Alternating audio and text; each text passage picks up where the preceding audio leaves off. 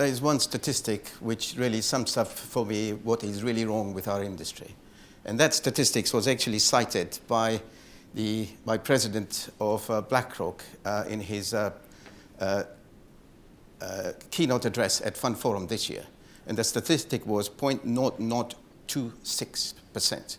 And what he was basically sort of saying was that there are something like 70,000 share classes around the world today, of which 185 account for 100% of all the inflows. Basically, a number like that really gives an impression of an industry which is out of control, or an industry where innovation is really very much a hit and miss affair. But I would like to argue that, that statistic actually conceals more than it actually reveals. And what we try to do in our study is to sort of find out what is actually happening in the industry. Because the year 2008 was, was a watershed for asset management industry. A lot really went wrong at that point in time. And since then, asset managers have been really looking outwards to find out what they can learn from other industries. And this is what our study tries to do, and this is what I'm going to be talking about today. Before I talk about the results of the study, I would really like to thank 4 groups of people. First, Dassaulte Systems for sponsoring the publication of this report, without interfering with its findings in any way. As you know, we are an independent research center, and most of our work is thought leadership reports, which really are created at arm's length with our sponsors. So thank you for that, Kevin. The second group of people I'd like to thank are really something like 223 fund managers, pension plans, and pension consultants around the world who participated in our survey, and some of them also went on to participate in our follow-up interviews. Without their help, nothing would have been possible, and many of them are represented here today, so here is an opportunity to thank you for that too. Thirdly, I'd like to thank Jenny Adams. She is the conference director at ICBI, and she's responsible for running Fund Forum in Monaco. For the last 4 years, she has provided an independent platform for us to really look at some of these innovation issues in a very dispassionate way. And a lot of ideas that we've got in this report really were born in those sessions that we've had. And I think this is where I actually met you, Kevin, as well. So I'd like to really thank Jenny very much for creating an independent international platform where we can really talk about these serious issues that the industry faces. And last but not the least, I'd really like to thank Massimo and all the other panelists for really coming here today and trying to make this a very special event.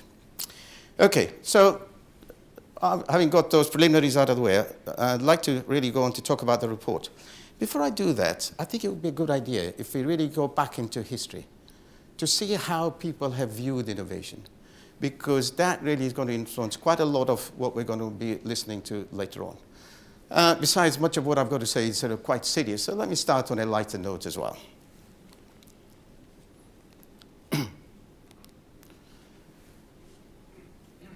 Very famous engineer in the 1st century AD.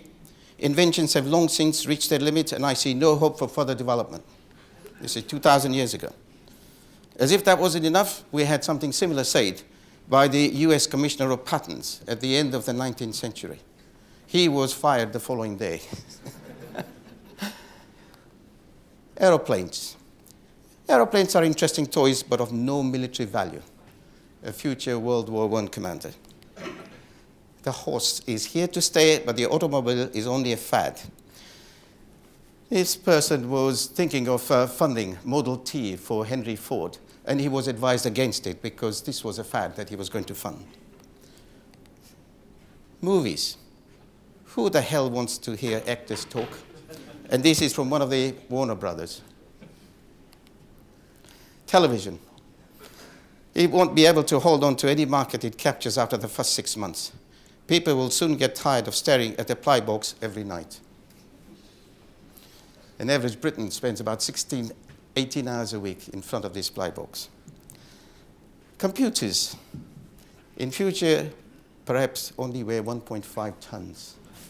Don't think my BlackBerry weighs that much. The Beatles. They were written off fairly earlier on. We don't like their sound. Groups of guitars are on the way out. But not only that, there were sentiments which are expressed in newspapers when some of these key innovations, which we take for granted today, when these innovations came on stream. Like, for example, when cars came along. I don't think it would be wise to place a family in a metal box on wheels and send them down that surface at 70 miles an hour. Similarly, about aeroplanes. Will it be wise to put 400 people in a metal tube and send them up in the air? Going to the moon? Same doubts. Also, I actually heard this remark the day Christian Barnard performed that open heart surgery in South Africa. I guess what I'm trying to do here is really to get out three very important points that one realizes when one looks at the history of innovation. The point number one is really that there are no impossible dreams. I think there's only our limited perceptions of what is possible. We tend to take the present for granted, and we find it very difficult to project the present into the future. The second lesson is really that innovation is 1% inspiration and 99% perspiration. And those numbers were actually given by Tom Edison, the gentleman who invented the electric light bulb. He tried about 1,900 times, and he finally succeeded. And that's why he really came out with those numbers. And the final point is that innovation is really about failing forward. It's a contradiction in terms, but it's a very powerful concept about innovation. Failing forward is setting out to do something, one fails in it, and the learning that one gets from the failure is used to go forward. I guess in today's world, the best example of failing forward is this wonder drug called Viagra. Scientists who invented that drug set out to create a drug for men and women for their heart condition, and they failed in that. But they converted the early learning from the failure to create something which is obviously a blockbuster today. So those are the sort of three ideas that I think we need to bear in mind when we talk about innovation. And I was quite struck by your point, Massimo, about the importance of the ecosystem. And, you know, having talented people is one thing, getting the best out of them is quite another. And what we really need to do is to create an ecosystem which really helps to get the best out of them. So that's what I would really like to talk about. Okay, I've got two key messages that I would like to get across. Let me start with my first message. Asset industry is driven by greed and fear because markets are driven by greed and fear. Bandwagonism is a very powerful concept. But having said that, it is still possible to produce some products which have persistency, products which really contribute to customer interest. What has happened in the past is that because markets have been very volatile and so on, market sentiment is something which has really driven innovation quite a lot.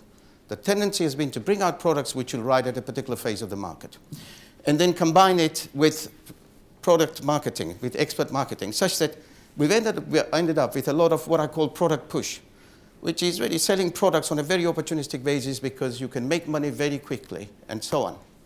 At the other extreme, what the industry really needs is product push, which is to create products which have got high persistency and products which really deliver what it actually says on the tin. And what has happened in the industry has been that it has struggled to have this ideal scenario where it can combine all those four variables, but put much more weight on product pool. But in real life, it has really ended up in the other direction. So what we have is a situation where product push has remained a very powerful driver of innovation. Sorry, this is a slightly complicated chart. Again, we've explained it fully in our report. The basic point I'm trying to really make is that the industry is now trying to go from product push to product pull. And in the process, it is really looking sideways to find out how other industries are doing their innovations and so on.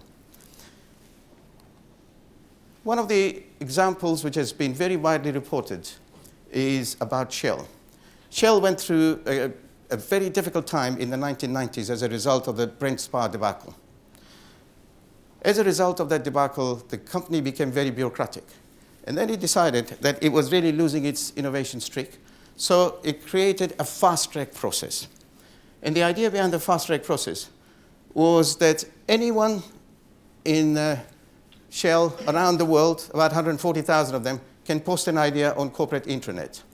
And then the idea got evaluated by local peers, and the good ideas were escalated, the not so good ideas were rejected, and the ideas whose time hadn't come were actually banked. So Shell designed this process, which has been used very widely by other industries as well. Key things about this particular project, is that the sources of ideas are very diffused at the outset, but as you go up the steps, ideas become very narrowly focused. Similarly, with respect to risk, in the beginning, there aren't any risk controls. But as ideas get escalated, risk measures are introduced. And most importantly, at the early phase, the management style is soft touch or light touch. And then as we get to product launches, the management style becomes high touch as well. So something like this process has really been coming into asset industry. I would submit to you that, that ancient saying, Chinese saying, which says that the man who moved the mountain started by moving individual stones. That saying actually applies into the asset management industry. A number of stones are beginning to be moved. So many asset firms are actually implementing a process like that. Again, we've described this more fully in section 2 of the report. So a lot has been done in the industry. However, the effectiveness of it really sort of seems to suggest that a lot needs to be done as well. Our key finding is that asset managers have got very good at generating new ideas, but they've had difficulty taking them to the finishing line. So when we ask asset managers to assess the overall effectiveness, we sort of find that 3% think that their process has really worked wonderfully. 43% are happy about it. 47% think it's average, and 7% think it's not so good. Behind these numbers, there are 3 salient points. One is that we're talking about a nascent phenomena, which is taking a time to embed in the cultural fabric of the businesses. So it's a bit too early to expect wonderful results. The second point here is that asset industry is really, as it's grown rapidly, it's gone from craft to industrialization. And in the process, it has had to introduce a lot of disciplines. And these disciplines have worked against collaboration in a way that Kevin was talking about it, and I'll come to that in a minute. And the third factor here is that asset industry also still suffers from the innovator's dilemma. And as you know, the innovator's dilemma is really about, why do I want to change anything if I've got a good book of business giving me decent returns? Do I really need to upset that by changing the process that we're engaged in? So the early results basically seem to suggest that much has been done and much still needs to be achieved. We've looked at some 10 different activities in the innovation process, and these are described in section 2 of the report. The fact that the industry is still at a nascent stage is very much indicated by the kind of metrics that are used in assessing the effectiveness of the innovation process. Something like 71% of managers use total AUM as the key metric. And against that, there is also 67% who use feedback from clients. So there is a balanced approach to measuring the outcomes.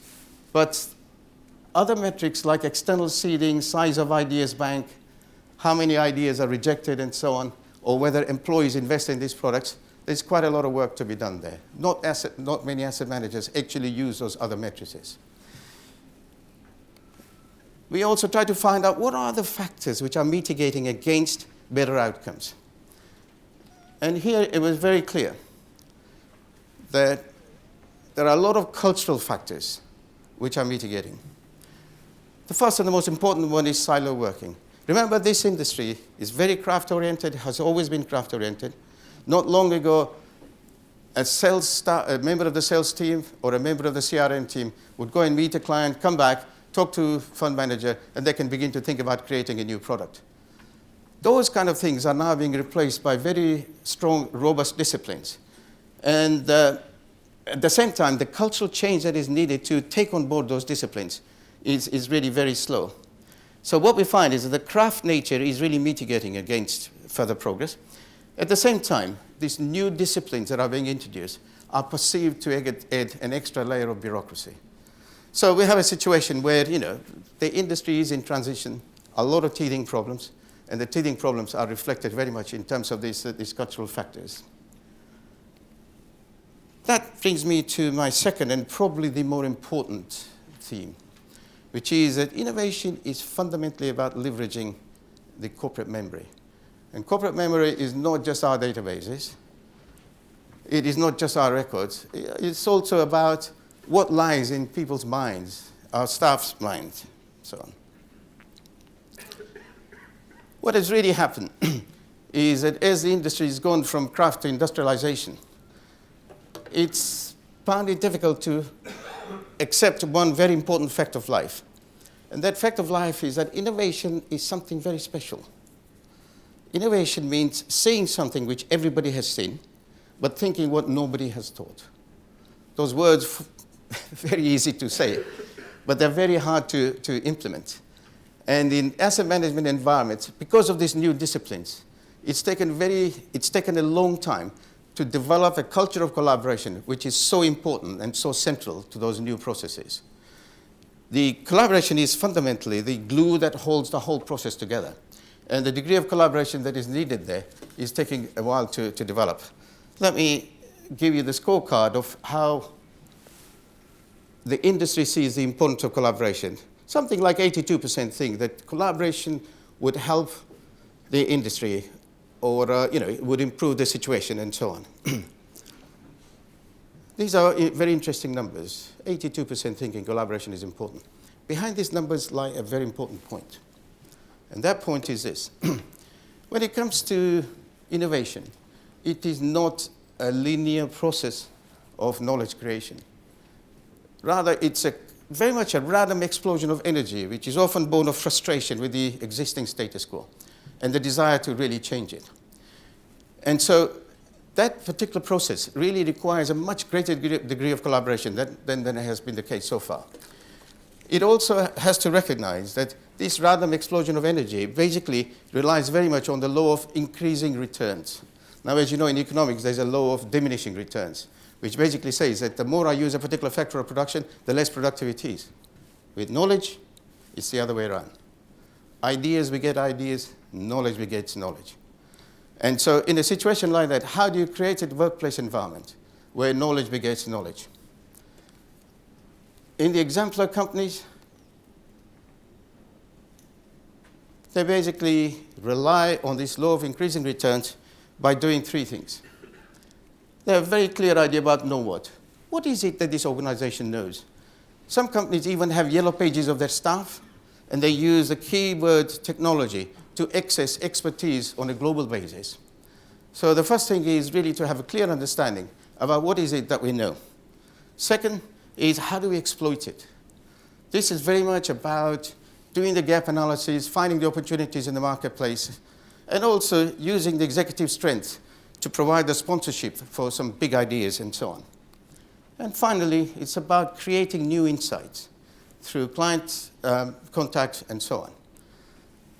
I'm very conscious of the fact that this diagram is a bit complicated, so it's fully described in the report that you've got in front of you.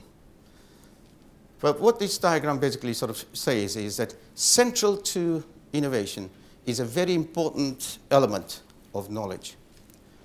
And that is perhaps best shown in this slide.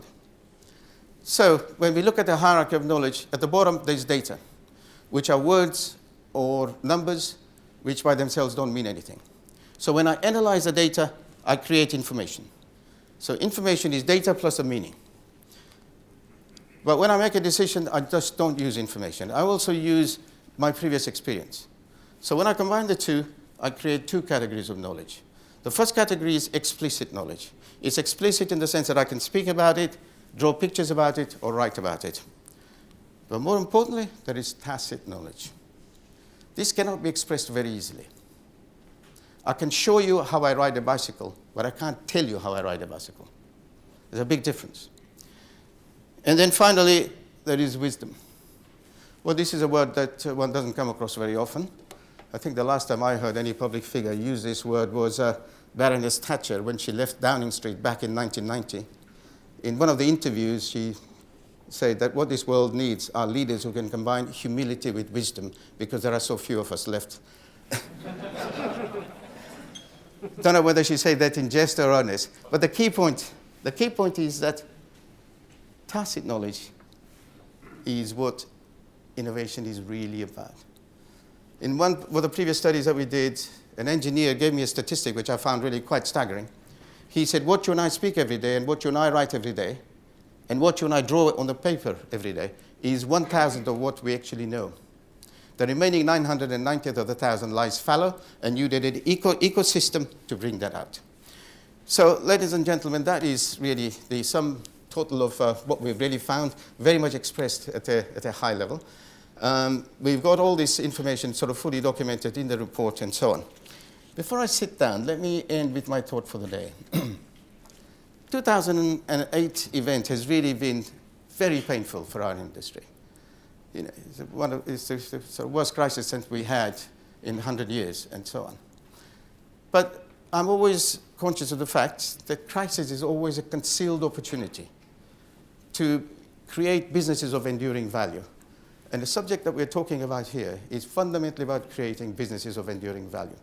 And so on that high note, I'd like to thank all of you for your attention and pass you back to Massimo. Thank you very much.